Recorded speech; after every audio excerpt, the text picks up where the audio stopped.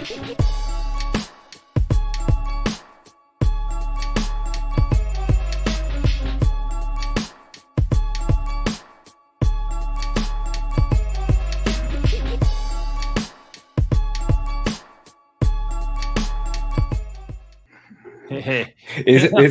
you know Catchy tune. I like it.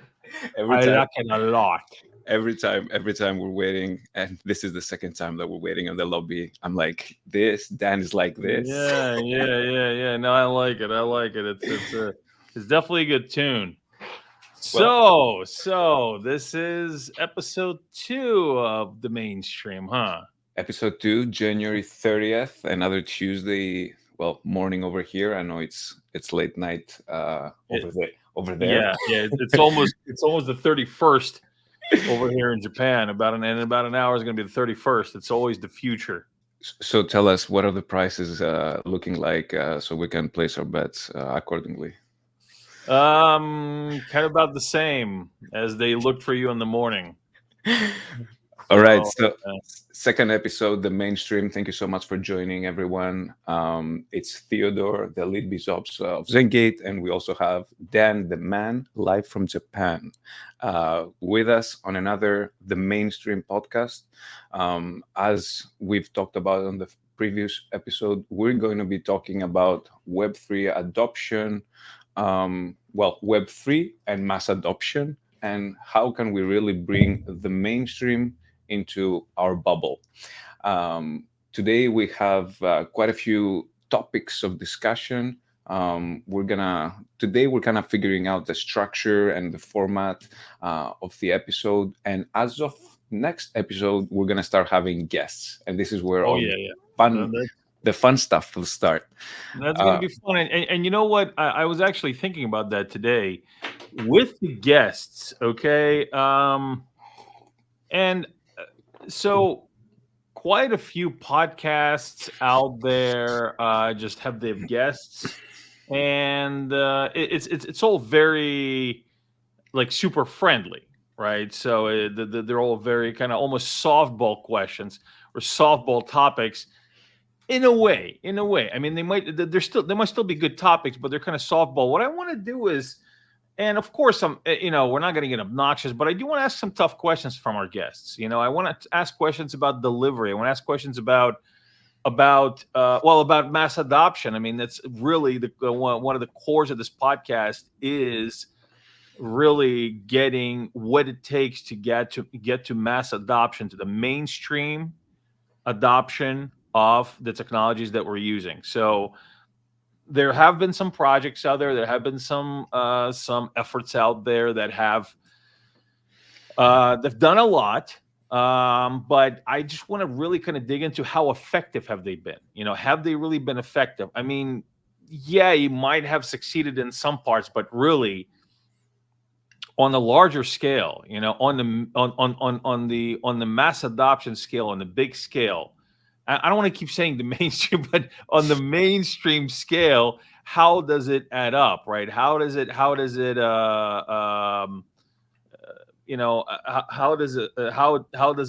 equal to really other technologies, compared to other technologies that have been mass adopted, okay, so a good example of that is the internet revolution, right? And when the TCP/IP protocol came out, that took years to adopt, right? And there was quite a bit of a push in certain directions that really kind of channeled and really, I guess you could say, almost siloed the usage of the World Wide Web. And that wasn't because they were trying to gatekeep. It was just more about user onboarding and kind of user comprehension of the technology, which is something that we're really going to have to really focus on and really dig into and really come to terms with in the Web3 space. Like for example, I mean, you still might remember this, Theo, because you're not as old as me, but you're old enough to remember things like America Online, AOL,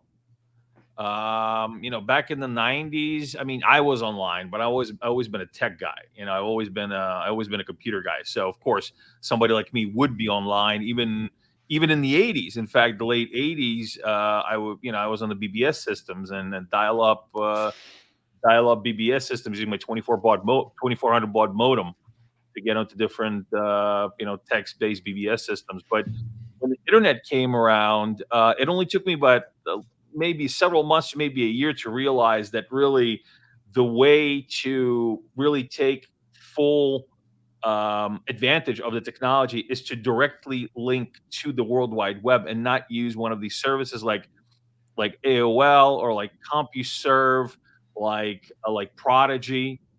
There was another one called Prodigy. It was actually pretty popular all the way back, I think, into the '80s.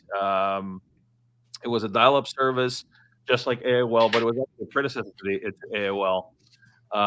And these services were mainly how people got online. And for the longest time, most people, I don't really think, started dabbling in actual internet until maybe the year 2000. And Dan, to your point, excuse me, to your point, and picking back on the first episode as well, we covered everything about, around your story and how you really got into the space. You shared quite a few stories around Charles and how he would, send all the business development to you. We discussed Yep. about the sneakers with New Balance, one of the very first, RWAs cases, tokenization cases that we've seen on the blockchain. On this episode, I really want us to touch on quite a few things that are happening around us. We had the World Economic Forum. There's quite a few things that are actually happening in the world that do Sorry. tie It just, in. the World Economic Forum, I mean, I know that I shouldn't be so cynical, but every time I watch the World Economic Forum, I hear the Imperial March in my head. Dun, dun, dun, dun, dun, dun, dun, dun, dun. I always hear it because it just, I don't know, just something about that thing. I'm like, yeah, Sure. it's filled with interesting characters, I'd say. Yeah, so I'm sorry. Go ahead. Anyway, we've seen lately all the latest news that came out. So I would like us to go for, I would like us to touch on the global risks and reports that came out. We do see the short term, medium term, long term. And obviously, there's quite a few topics that we can touch on, from IT infrastructure breakdown all the way to, cybersecurity measures and whatnot. But since our topic is more around the commodities, we see that on the 3 to 5 years medium term risk, number 4 is commodity shocks, right? So what we essentially will see is that, within the next 3 to 5 years, we're going to see drastic changes in commodity prices, in supply. We already seen quite a big impact happening from the supply chain shock, if you will, that happened from COVID. So now we have crazy wars happening around the world, and we see that commodity shocks is one of the, global risks. So I wanted to hear your view on this, and what do you believe that the blockchain technology can come in and really help with this kind of problems? Yeah, looking at all of these topics, can you get it back on the screen? I just kind of wanted to go through them. Yeah, looking at these topics, even though commodity shocks are what, 3 to 5 years medium term risk, number 4, a lot of these other topics that are actually higher risks and even coming at us faster are tied into commodity shocks and into the commodities field. Like, for example, extreme weather. This is a big factor in how much commodities go for, and actually commodity shocks, obviously, because one year you'll have a strong crop, the next year you'll have a weak crop because of extreme weather. Whatever the case is, you might have had a string of typhoons come through the area and it wiped out a bunch of fields. And so now you have a supply shock for rice coming out of Asia, and so that basically, in fact, increases obviously increases demand, but it's not a natural, it's obviously not a natural supply demand kind of concert. It is it turns one into the extreme, and in the extreme you then have to align it back to the middle for it to actually work, uh, semi-autonomously without any kind of artificial stimuli having to be introduced into the system. Another one that's actually very important, and this is actually what is so important for us to really address as an industry, is IT infrastructure breakdown. That's a big one. So of course, commodities are, especially soft commodities, are your grains, your greens, your herbs, your teas, your coffees, all these things, right? Consumables. But more and more as we get into the 21st century, IT infrastructure is going to be key to mitigating commodity shocks and price instability. And this actually takes me into what we were talking about here. And of course, I can go to these other ones, and a lot of them, what you were talking about, infectious diseases. So, for example, COVID and how it created these weird supply shocks around the world, and commodity shocks around the world because of different restrictions. Asset bubble bursts, again, something that is also really well tied into commodity trading. But I really want to focus on IT infrastructure breakdown. So what our strong point is, what the strong point of our industry is the portability of the technology. And this is something that we should not take lightly. And this is something that we should really kind of strive and push ourselves to become the kings of, is portability. Because if you can make the technology portable, you can then create more opportunity to run infrastructure in a decentralized manner, where IT infrastructure breakdown is not going to be as as detrimental to the entirety of the global system as it would if it was a centralized system. Again, the beauty of decentralization is that there is no one central point of failure that can take down the entire system. And we see this specific, if you will, theme coming out now, especially in the last, I'd say, 6 months, if that, right? It's quite new. The whole DPing narrative, which is decentralized physical infrastructure, right? We see that, and a huge example, our friends from World Mobile is one, right, that we see, especially in our ecosystem, where this old narrative of one company gets all the infrastructure out, and they do their best, and obviously make all the money. It's not viable anymore. It cannot be sustainable, right? So this is where we see all these new companies now coming out with the use of these new IT devices, which are small, or bigger anyway, but you can really give the people now the power and the control, if you will, and the incentive to actually participate in this kind of network now. Yeah, it's so important to have companies like World Mobile really focusing on that, because I mean, you can't run these things without infrastructure, and the type of infrastructure it provides is low barrier of entry infrastructure, which is again very important to decentralization. Uh, as an industry, we have to have low barrier of entry infrastructure for us to reach true decentralization, which is again crucial for stability of the world system, of the stability of the world network, which in turn will mitigate IT infrastructure breakdowns and risks and whatnot. That then will have effect on these data systems that that are utilized in traceability and things like on-chain certificates, on-chain contracts. I'm not talking about smart contracts. I'm talking about futures contracts, forward contracts. For this to run, you really have to align with the discipline of zero fault tolerance. Mm-hmm.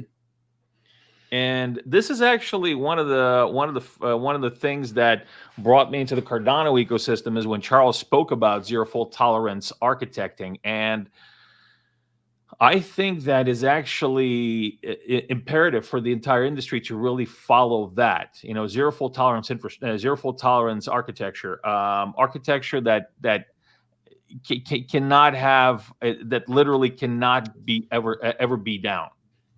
It is not acceptable for it to ever be down, because it is running things like world monetary systems on it, which are on 24 hours a day, and breakdowns in infrastructure cause panic.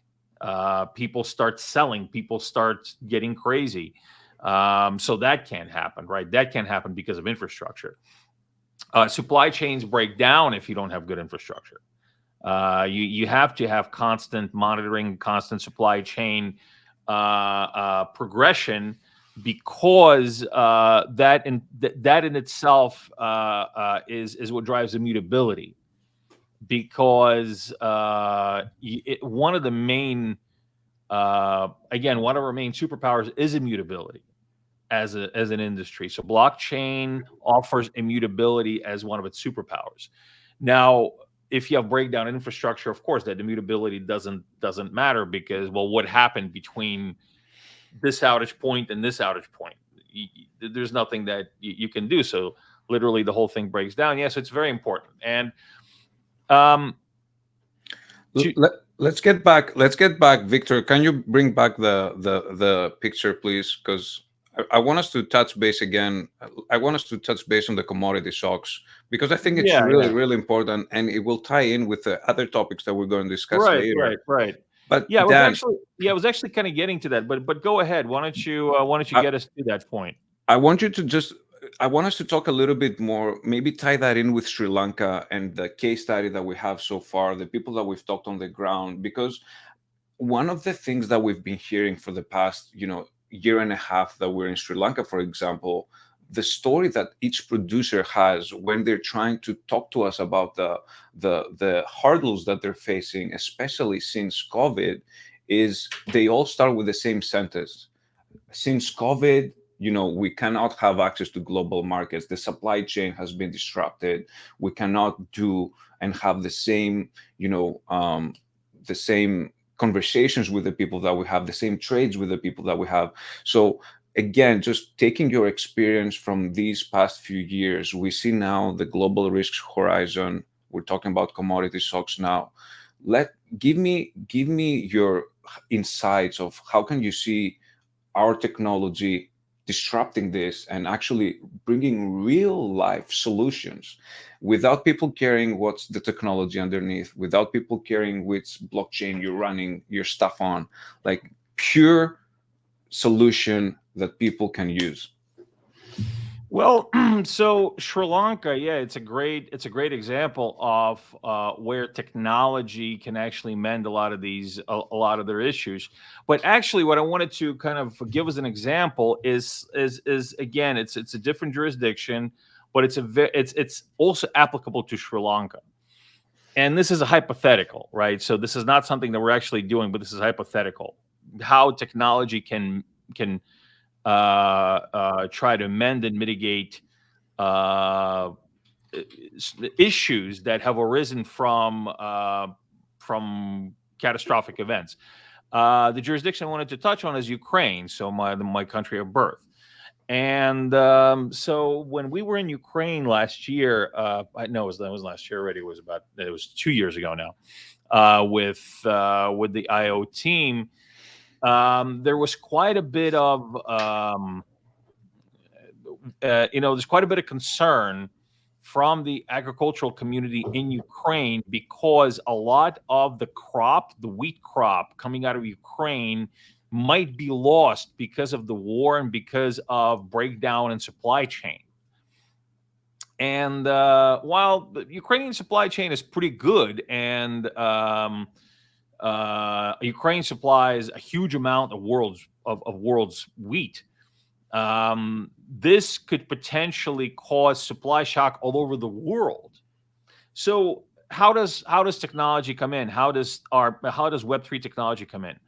Well, if you actually have a conflict region that produces a very highly consumable commodity for the entire world, that can then be affected by conflict and would have this cascading effect.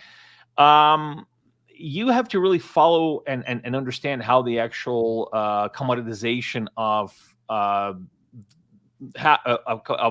actual soft commodity happens. So in the case of grain, in the case of many commodities, including tea, what happens is when you actually commoditize it and create contracts for it, you deposit it into a warehouse. And so these are bonded warehouses. These are specialized commodities warehouses.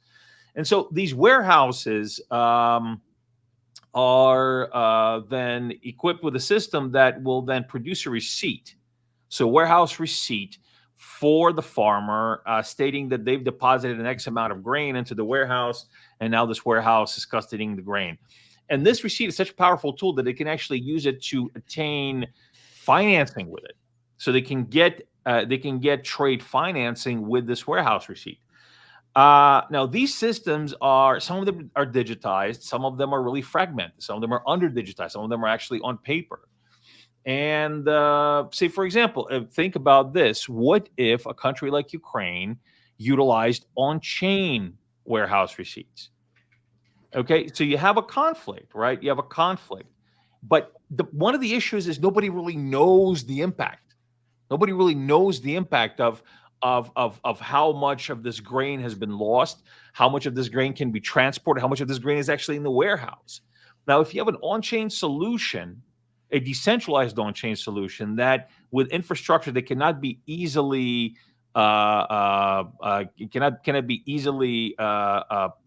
dumbed down by a conflict, right? Because it's satellites, it's all these different ways to keep the information going. You can get to this information faster. A country like Ukraine can produce an on-chain receipt after depositing these grains to prove deposit of these grains, therefore transmitting this information trustlessly and immutably to the rest of the world, to show that we actually have proof of deposit. So we actually have an X amount of grain that has been deposited.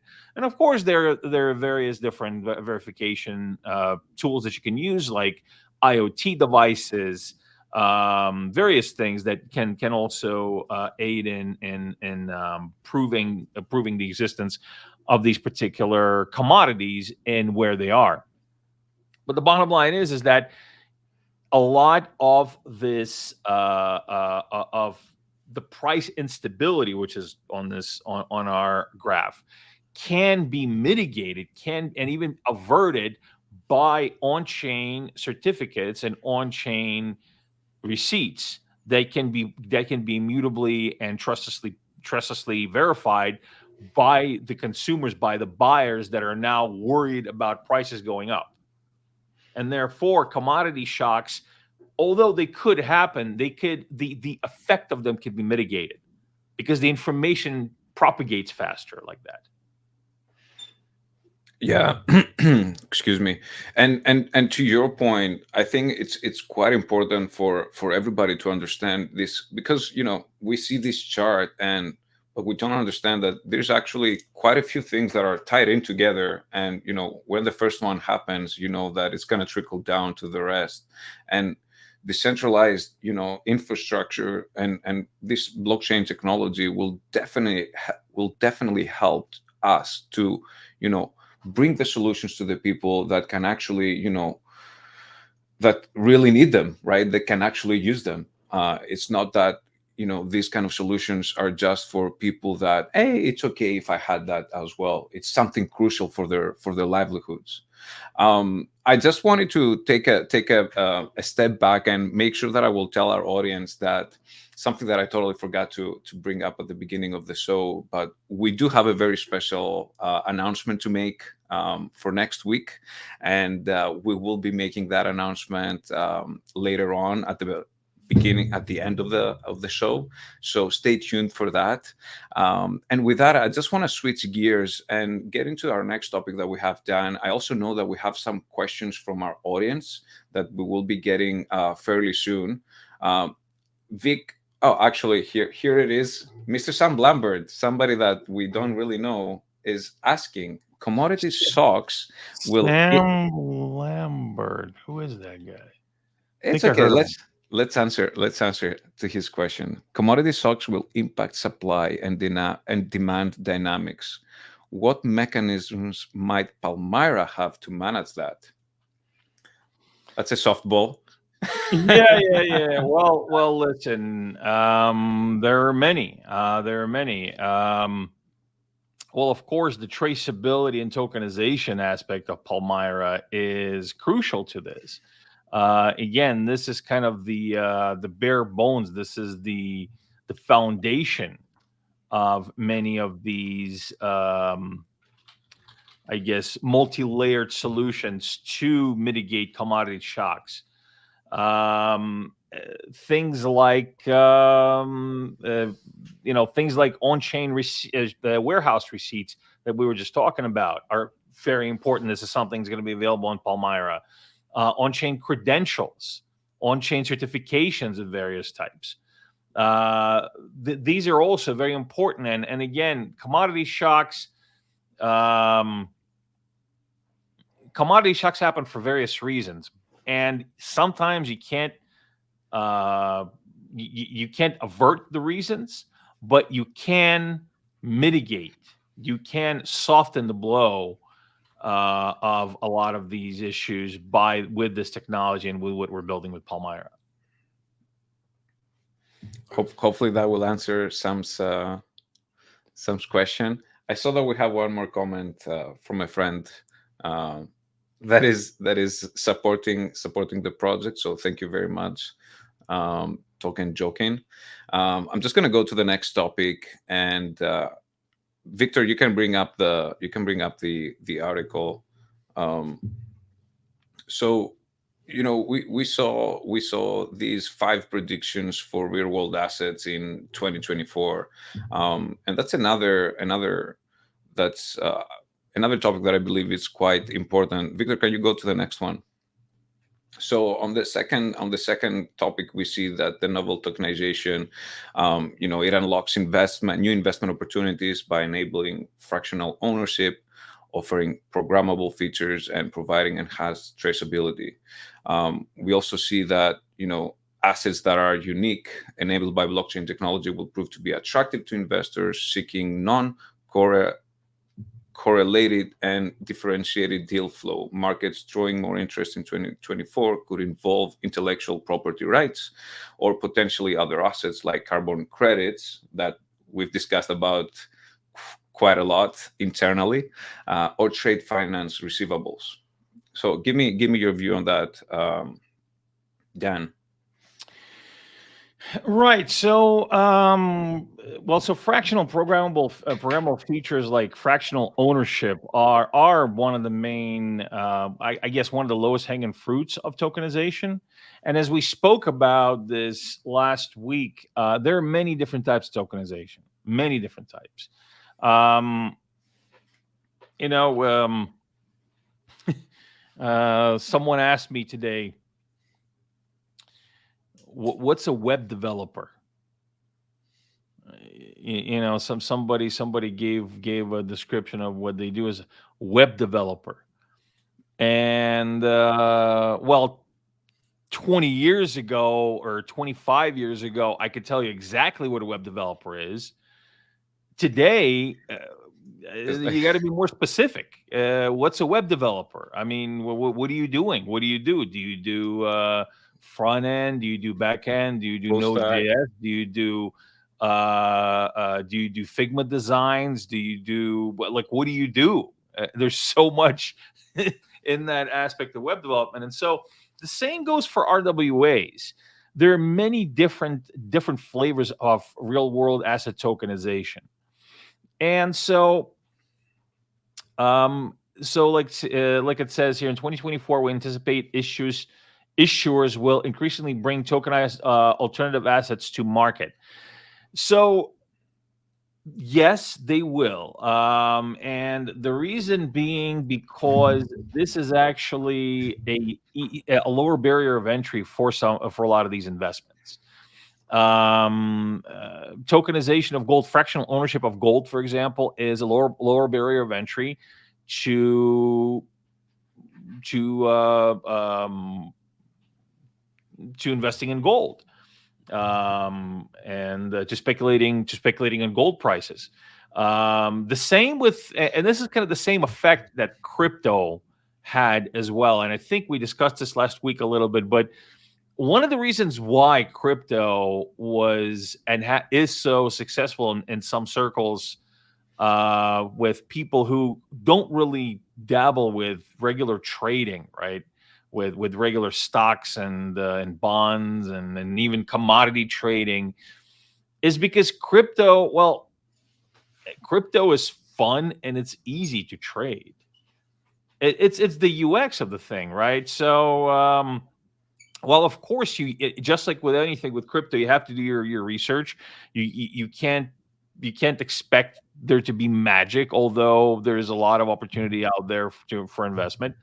The same with these kinds of tokenizations of RWAs. So they're going to be bringing these to market because it will create a low barrier of entry, and it will give these opportunities to buyer classes and to investor classes that haven't really thought about these opportunities before, or just didn't want to think about them because there was too much to know, or like I said, the learning curve was too high. But say get some gold, you tokenize that gold, you put some of these tokens on some crypto exchanges, right? That's easy. Now I'm investing in gold, just like I was investing in crypto, but this is gold backed, right? This is more stable than a lot of this crypto. That's fun. I can have my Cardano, I can have my Ergo, and I can have my gold backed tokens, right? Yeah. And there is a Dexy Gold token that's being worked on Ergo right now. So yeah, it has impact because, just to sum up what I'm saying, it has impact, and it has a lot of kind of penetration, and will have a lot of penetration in 2024 because the user experience of the investment. One of the other things that I wanted to just touch on a little bit more on this is that it's quite interesting that we saw that in 2023. RWAs actually played a very big role in maintaining the liquidity in the crypto space, if you will. We saw traditional, we started seeing anyway, traditional on-chain borrowing against the RWAs. We see tokenized T-bills and real estate, provided a critical backstop, preventing further capital to get away from our space. So looking ahead to 2024, we obviously expect to see more of this happening, right?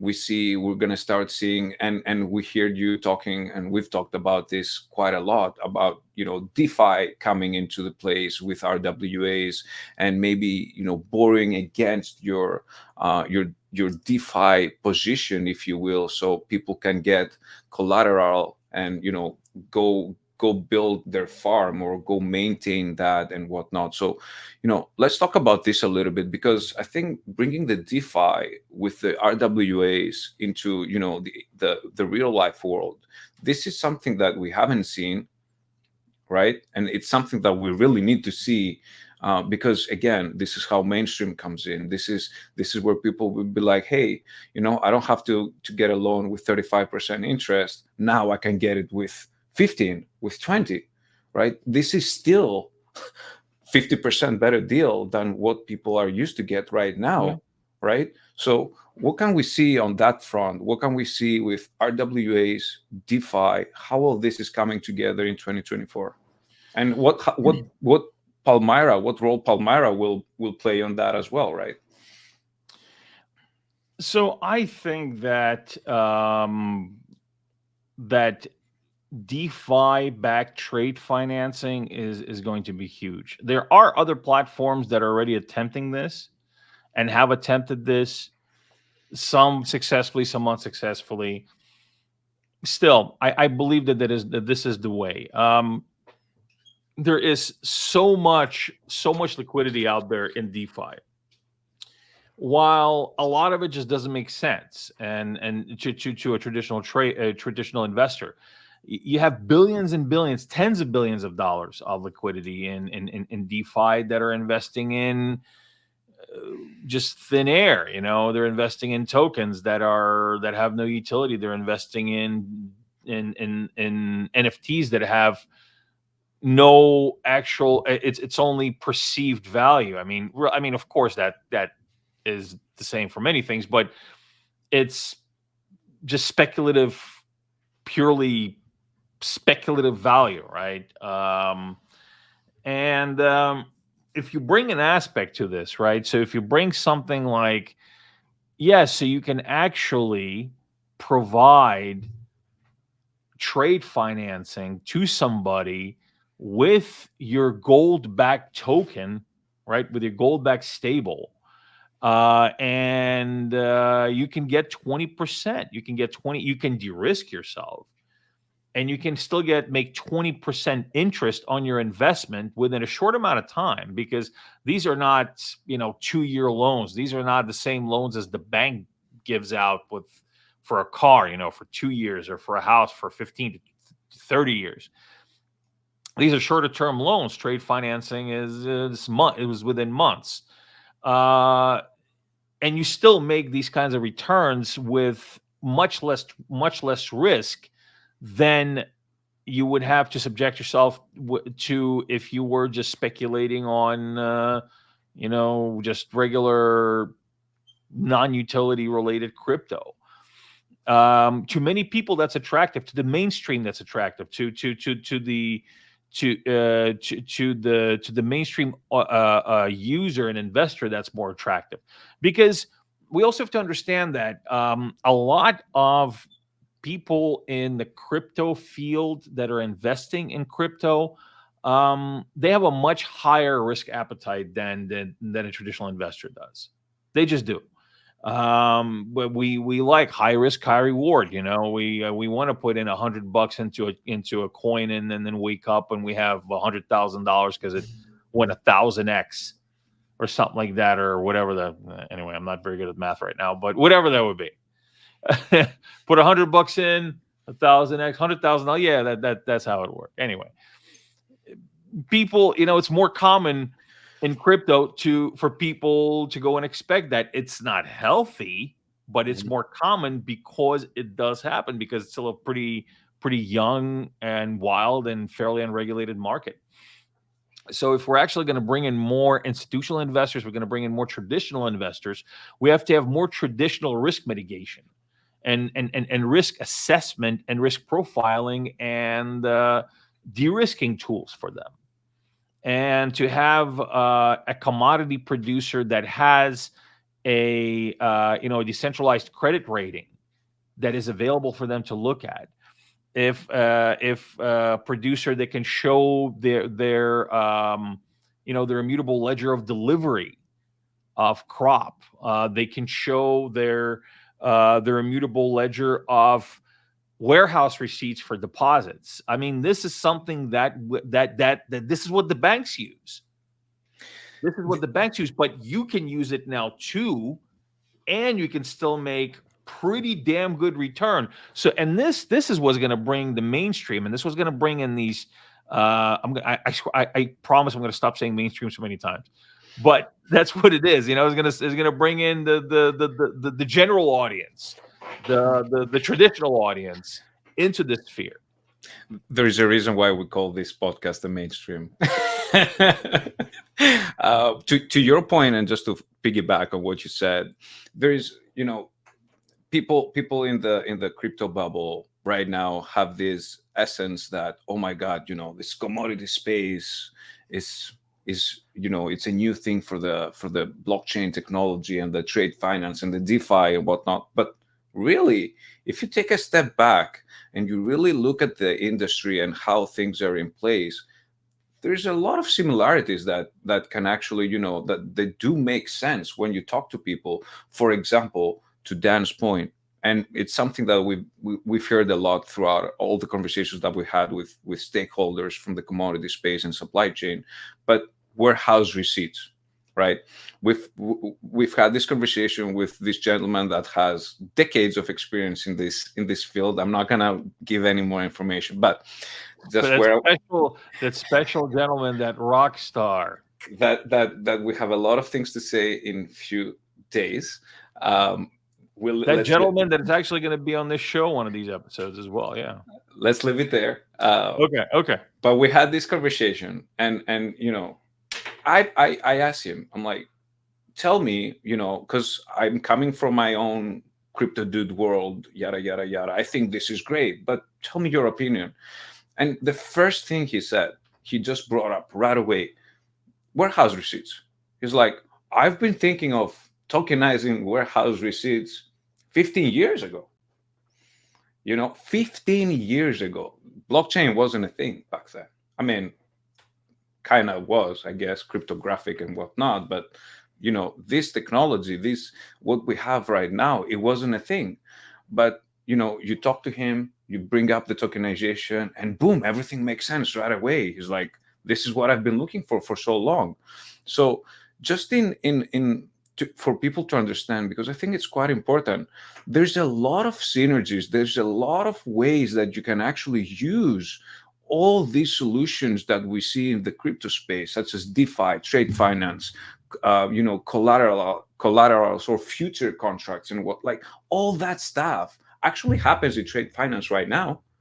But we can bring it all on chain and give that access to millions or billions of people around the world, something that hasn't happened before because of all these emerging markets and all these opportunities that they're not there for the people.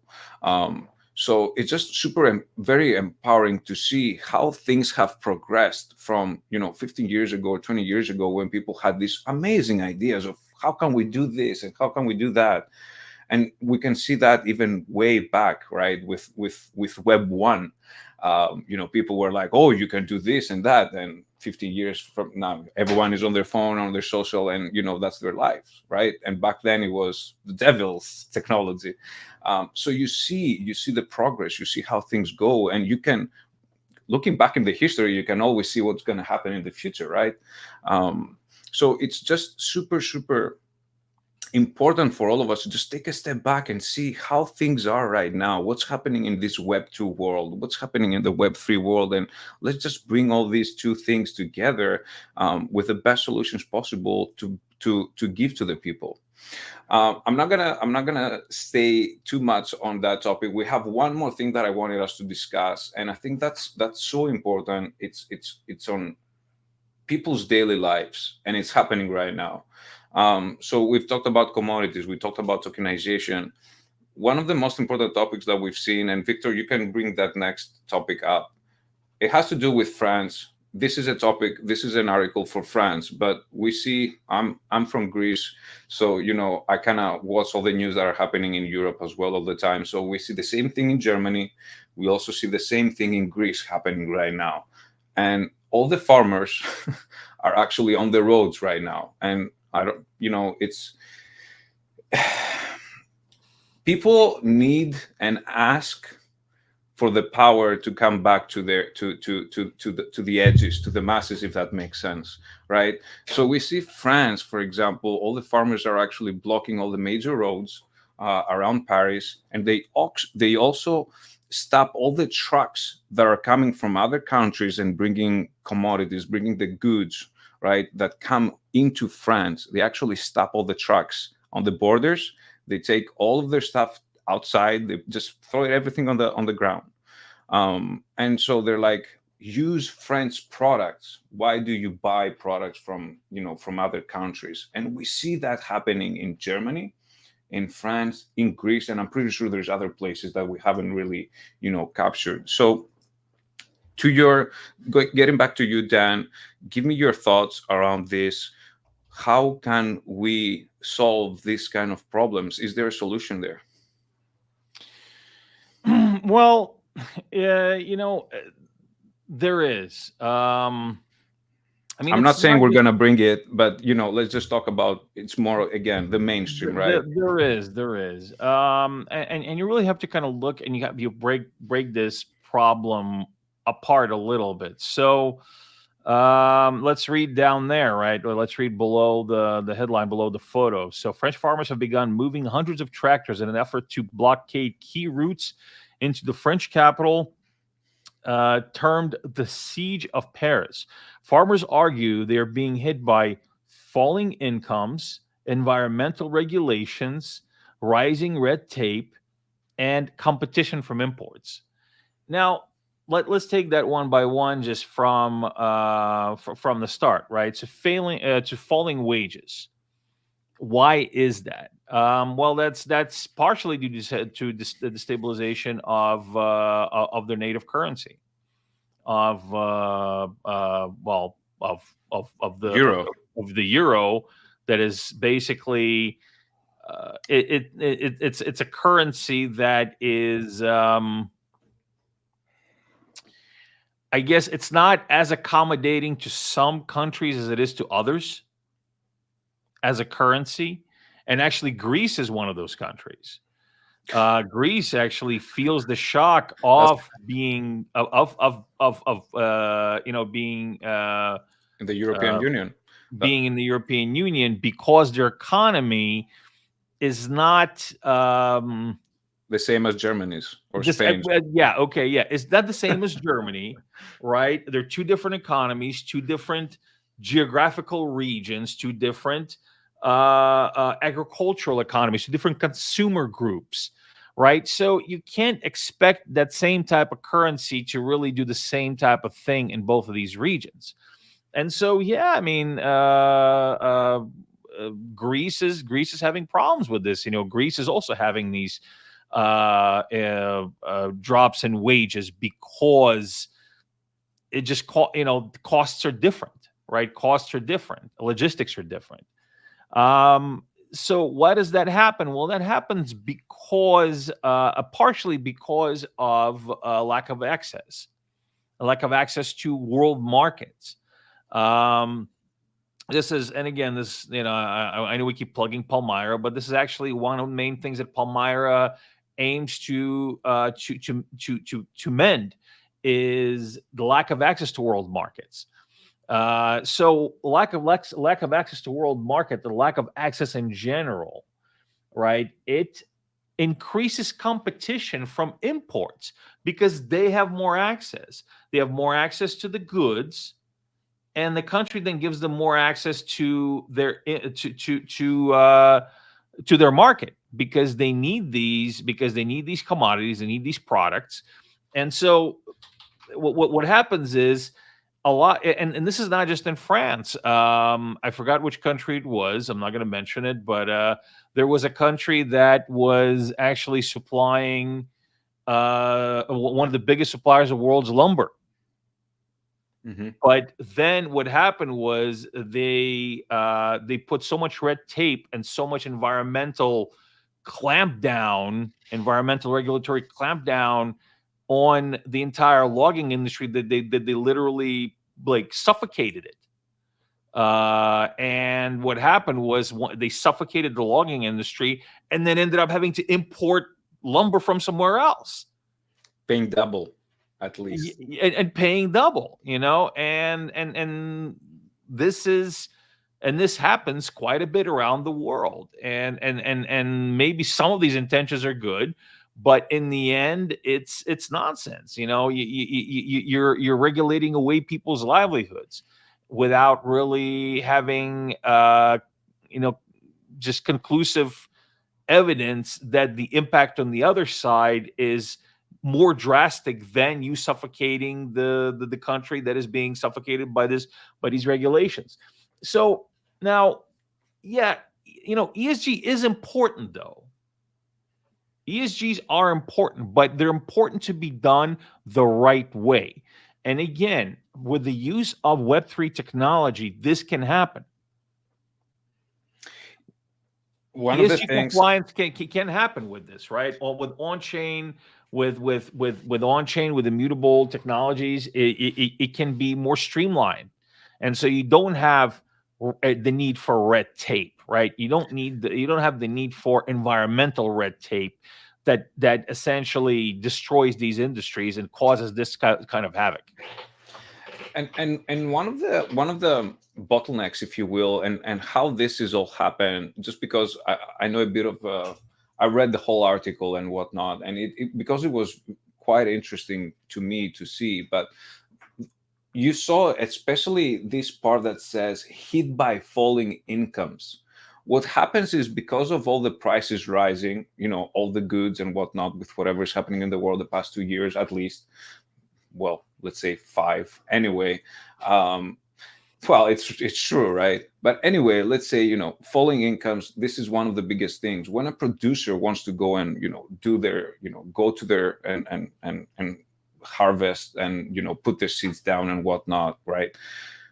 There's a specific amount that it will cost them to do that, right? And there's also, with, let's say that the weather is great, because obviously you have the weather factor as well, that might kick in and, destroy your crop, kind of thing.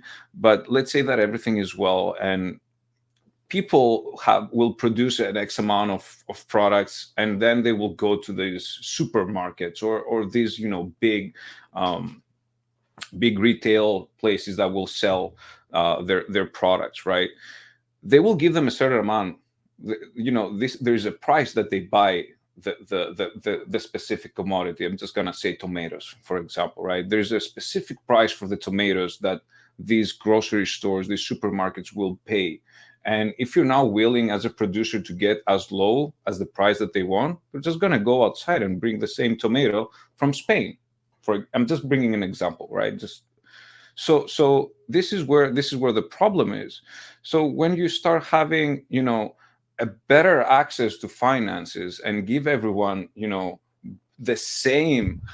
everyone having the same opportunities, the same tools, the same access to the same people, because now where you're a French farmer, you don't have to go to that French grocery store. You can actually have access to sell your French tomato into Colombia. I'm just bringing an example, right? Where right now you don't have that access. So people kind of gatekeep with the prices and whatnot, and they say, that's what we have. If you don't like it, sorry, you have to throw out your crop. So I think bringing access to global markets, giving financial tools to these people, to everyone that is needed, I think that will be a huge breakout for everyone. It's a lot of these things are actually organizational, and this is a lot of these issues are organizational. It's not that you as to take your example for example, take your example for example. Okay, for example, to take your example, it's not that they can't grow enough tomatoes. Is that they're not allowed to export enough tomatoes because of the gatekeepers, because of the various different bureaucrats and all the red tape and all the nonsensical regulation that is in place. And nonsensical regulation can even also be, if you go further and you bring regulation on chain. Now you're talking, right? Now we're getting, now we're cooking with gas. You bring these regulations on chain, and you really have you really have an immutable way. If you have an immutable way to verify that, yes, this particular regulation is warranted because of these particular data points, then yeah, you can then vote on these regulations. But then again, if these regulations are brought on chain and you have on chain voting, it might actually not give some of these regulations the ability to survive the bullshit-o-meter, because there's going to be a lot more transparency, because some of these regulations are made behind closed doors. They're not made through voting. A lot of them actually are not made through voting. And so if you actually force that extra level of transparency from your governments and you put these things on chain, you can see what's coming. And then you can also have a say. I mean, yeah, you might not have a say in how the regulation is written, because this is not a voted on proposition, but you will have a say, because the next time this person is getting elected, they won't get elected. They'll lose their job because they put out these nonsensical regulations. And you'll have more visibility into that, and you won't have to go to some, I missed the news, or I wasn't watching CNN or BBC or Fox or whatever, and I didn't know that this guy actually was the reason why this regulation happened, and I already voted for him. Like, no, you can actually have their the rating in front of you, and saying that these things, that's what this person did. These things, that's what this person, that's what they didn't do. That's what they did do. And again, if you do it in an immutable way, there's no way they can lie about it. They can't say that, oh yeah, well, I didn't pass this regulation. Well, no, it's on chain. You did. Yeah. You did. This is your signature. You passed this regulation. This is your fault. So there's a lot that this technology can do to really mitigate this sad thing, because I mean, look, each one of these tractors is freaking expensive, man. These things are expensive, right? And these guys are struggling. They're really struggling. Farming is expensive. The equipment is expensive. Human capital is expensive. It's not a cheap endeavor, but it is the backbone of society, and you can't have these guys be treated in a way where this kind of stuff happens, where you have this crazy protest of all these farmers, because it's obviously hitting them hard. It's obvious. It's not just one or two people. It's literally a national emergency for them right now. So that should say something. Now I wanted to switch gears a little bit here. I wanted to bring this question up from Benjamin Wilson, the last one, and well, not this one, the next one, yeah. So I wonder if in the future commodity businesses will exclusively use the Palm token to avoid conversion rates. So this actually, why I wanted to touch on this. This has to really do with just crypto in general. The utility of the Palm token is not it's not currency centric.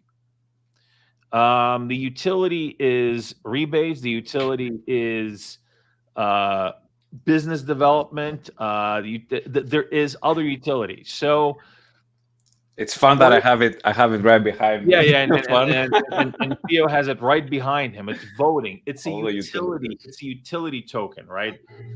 It's not. I mean, you can be used as a currency, obviously, but at its heart, it's a utility token. So, and this is actually a thing that happens across our ecosystem. We create cryptocurrencies that are not really currencies. They don't act like currencies.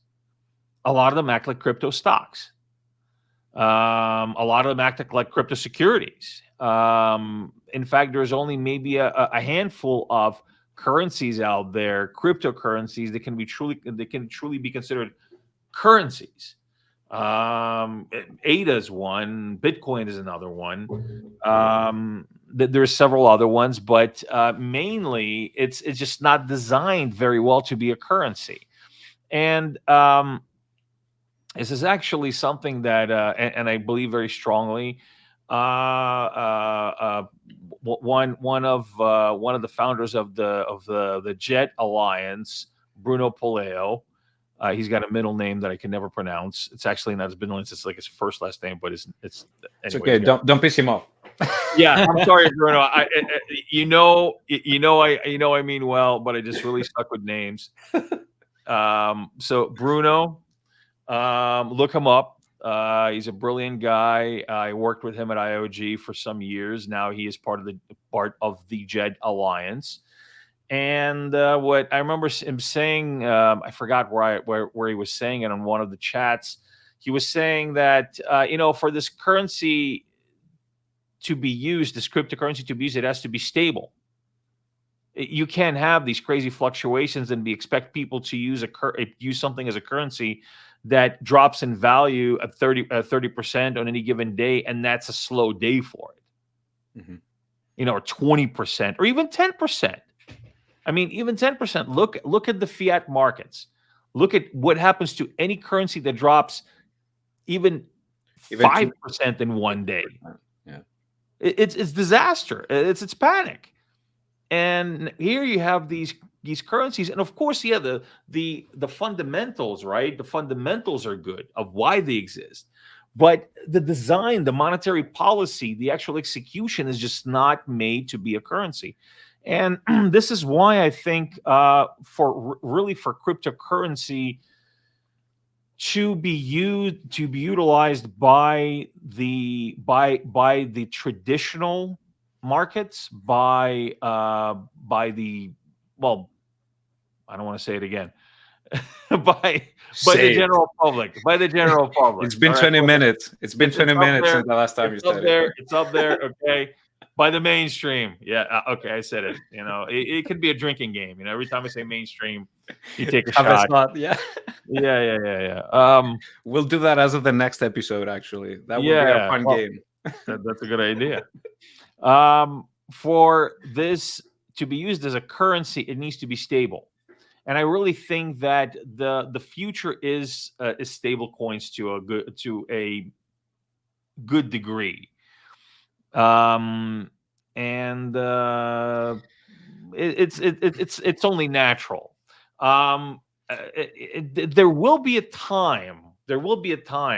When the volatility of things like Bitcoin, of ADA, are going to be a lot less, right? So when the market size grows, when the user base grows, when the diversity of technologies and projects and investments in the ecosystem grows, that will actually mitigate volatility and reduce volatility, at which point it can be potentially used as a currency directly, as in a mainstream currency. So yeah, there is kind of a long road, or somewhat of a long road, for us to go down. But in the immediate future, I think in the immediate future, I think stable coins are the way to really get mass adoption from the general public. And just to piggyback on the question that I see in front of me, around the Palm token, avoiding conversion rates, there's going to be a use of that, but it will be later down the road. And by any means, we don't want to be the ones that will be like, hey, you're going to be able to use the token, and just so we can hype things up. We're definitely not, this kind of project that will do that. And we're always transparent with everyone. There is utilities, right? There is a lot of utilities, and especially as the platform grows, there's going to be a lot more things that you can do. We've obviously discussed about rebate fees, about voting, about oracles, and burn. I love this. That's so fun. There's a lot of things that you can do with it. And right now, as we've discussed many times, it's a B2B, business to business. There's going to be local currencies that are going to be used for this, the buy, sell, pay, trace features that we have right now. So it's all going to be happening in local currencies. But there is a plan. we're going to be working as soon as V2 and V3 are out. We're going to be working into something like that, that you will see your cryptos being in use on the platform, along with the Palm token as well. But we're not coming with promises like, you'll be able to use your Palm to use, like, things will happen, and they will happen as the platform grows, as the usage grows, as the economy grows, as the producers, buyers, and transactions and volume grows.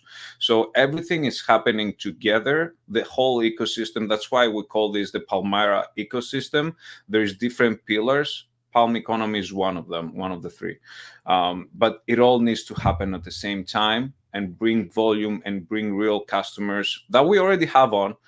But these are things that we need to see before we start making promises. Hey, like Palm is the way and only the way, Yeah, and yeah, yeah. No, commodities.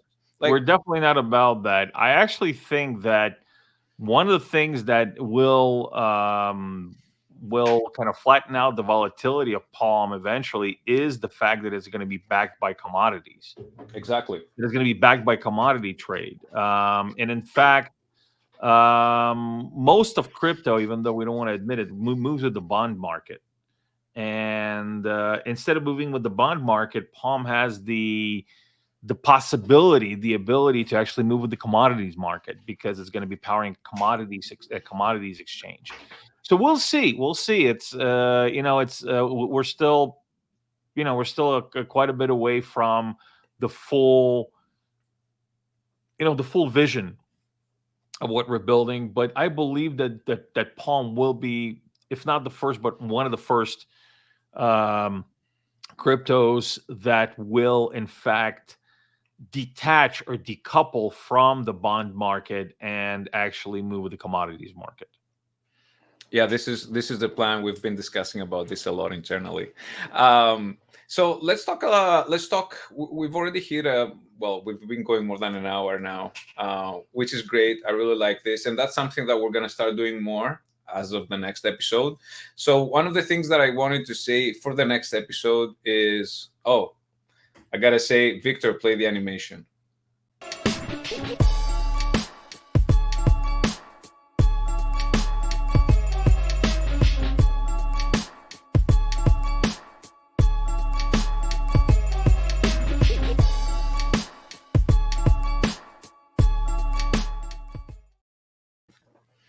So, Mr. Daryl O'Donnell is going to be with us as a guest for our next episode. Daryl has been, and Dan can give a lot more information around Daryl, but he's been an amazing partner.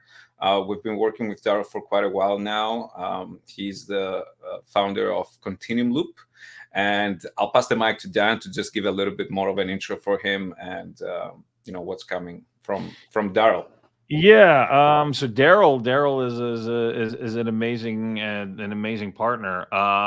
So he was actually he co-wrote the Fund 10 proposal with us for the rapid onboarding of Sri Lankan tea producers, and the ecosystem onboarding blueprint that is pretty much at its finalization point right now. It'll be available for the community very, very soon. He's also working with us on our Fund 11 proposal, which is the African certifications and digital credentials, a proposal that we put out through Zengate and with the help of Daryl. Daryl is a very interesting guy. He is the one that introduced me to the concept of the minimum viable ecosystem, which is crucial for rolling out these large scale solutions. If you're talking about industry wide solutions, if you're talking about mass adopted solutions, if you're talking about jurisdiction level solutions, you need to create a minimum viable ecosystem into which to onboard, into which to deploy these solutions. And he is literally the one that really kind of helped us build that muscle. Daryl also worked really closely with the IOG team in Africa, quite a bit with the Ministry of Education over there. And so we're actually going to talk to him about that quite a bit. So yeah, I'm really excited to have Daryl on next week. And just to piggyback on what you said, minimum viable ecosystem is like, when we talk about technologies, when we talk about solutions, this is one big aspect of things. But when you want to bring that to real life use cases and whatnot, this is what something I think most people don't really know about it unless they're actually doing it like we do. Is that you need to have a minimum viable ecosystem. You need to have people in place that can actually use that technology, or check that technology and whatnot. So there's going to be very very good conversations with Daryl that are going to happen next week. We're very very excited because he's a brilliant guy. He's very very smart, and he has a lot of experience in different fields. So listening, and getting information from him and insights from Daryl will be a very very good conversation for the mainstream for episode 3. Before we conclude our episode for the day, I just wanted to make sure that we touch on a little bit on Fund 11, because that's something that is happening right now. I'm not going to touch too much on it. 3 proposals we've submitted. The first one has to do with onboarding East Africa, implementing real-world asset tokenization and verified credentials, like you just said, Dan. And there's more information that will be going out when Daryl comes on. We also have Joyce, our global T expert, that is working with us on this proposal. And there's a lot of exciting things that are coming. The second one is around EVM onboarding to the Cardano ecosystem via Rosenbridge. This is a very exciting proposal, very close to my heart and Dan's heart. Not that the other ones aren't, but especially the Rosen is the one that I've been working on for quite a few months now. And I'm very happy that we see all the results coming out from Fund 10 proposal. Rosen is live now. We have more tokens that are coming. We might have a very big announcement coming from that end as well. In tomorrow or today, we'll see. And we also have the Japanese community-led community events that Dan and Mr. Yura, the Cardano ambassador, Mr. Yura from Japan, and Sarah will be 2 of our partners in Japan. We're all going to be working together for that, for these Japanese Cardano community events. Very, very exciting. We just would like to ask for everyone's support, and also thank you for the already support that you've given us, because it's so important to see the feedback that we've been getting from our community, and I think that's the most important thing for us. I don't think we have anything else in mind. So Dan, I'm just going to pass the mic to you. Give us your final thoughts and maybe close it down. Yeah. It's it was very interesting to kind of go through these different events that are happening throughout the world today, and today that are happening throughout the world, and to once again just kind of pick them apart a little bit and see why this technology is so important, why this technology can help, and it's very exciting from one hand, and from the other hand, it's we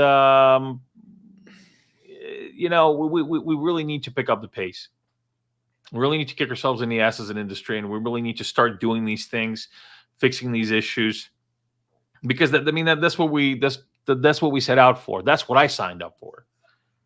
And I hope that many of you that are watching, and many of you out there in the blockchain movement, also agree and signed up for it. So let's just do it. Let's do it. Let's get it. Let's make it happen. Let's make things like this protest in France not happen, because they utilized the technologies that they can help them. They can help them mitigate these issues and increase their productivity, increase their access, and increase their incomes, and increase their livelihoods. Let's do it, guys. Let's do it. We can do it. We have the technology, as they said in that old show. And so, that's what we're doing at Zengate, and that's what I hope that the industry is going to start doing in mass. Thank you so much, Dan, and thank you all for joining us. We're really looking forward for our next episode with Darrell O'Donnell, our guest, and we're also going to have Dan taking a shot for every time that he's going to mention the mainstream. So that's going to be a very fun and interesting next episode. Please do subscribe on our YouTube channel and hit the like button if you liked that our live stream today. And subscribe so you can stay up to date with all the latest that are coming out from Zengate and Mr. Daniel Friedman. Thank you all for joining us. Please leave your comments, leave your feedback, things that you would like to see on the next episode, questions that you might have for us and for Darrell. We always appreciate your comments, your feedback, and your questions. Until next week, we will see you all then. Take care.